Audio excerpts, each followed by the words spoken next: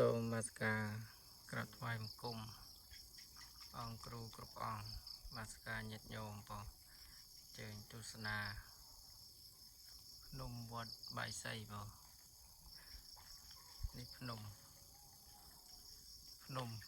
នេះគម្រោងតំបន់ទេសចរបងភ្នំទេសចរដែលអត់មានការរៀបចំនៅឡើយអត់មានការរៀបចំនៅឡើយទេញាតិញោមបងគ្រូគ្រប់អង្គណានៅកន្លែងនេះបើយើងរៀបចំបានទៅយើងកន្លែងទេសចរឲ្យស្អាតណាស្អាតតែយើងអត់បានរៀបចំដោយសារយើងខ្វះថវិកាការឧបត្ថម្ភបើយើងចង់ឲ្យមានការដំណើរការអភិវឌ្ឍរៀបចំតំបន់ទេសចរនេះបានតើតែយើងមានថវិកាក្នុងការរៀបចំយើងមានថវិកាគ្រប់គ្រាន់ក្នុងការធ្វើតំបន់ទេសចរនេះនឹងឆាប់បានដំណើរការភ្នំនេះមានលអាងជាច្រើនបង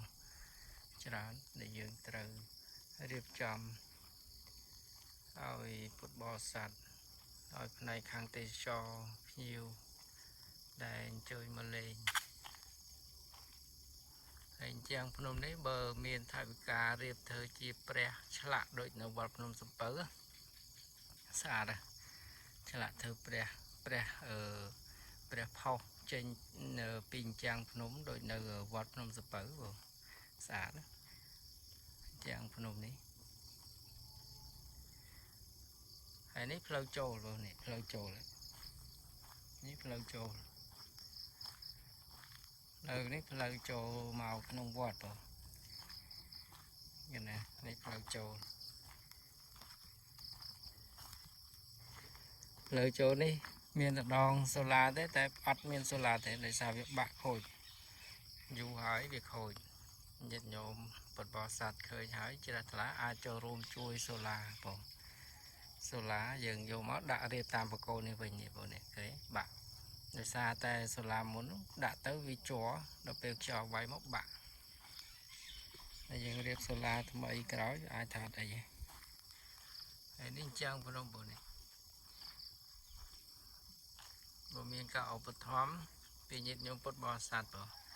យើងអាចរៀបចំតំបន់ទេសចរនេះបានដំណើរការកន្លែងនេះ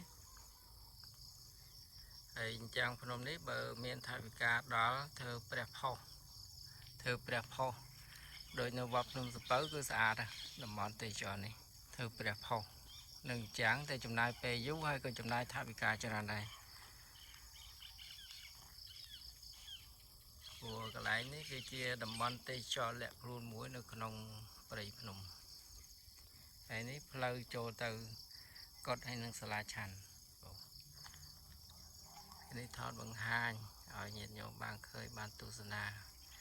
បងគ្រូគ្រប់អង្គបានឃើញពីទស្សនវិជ្ជាពេលល្ងាច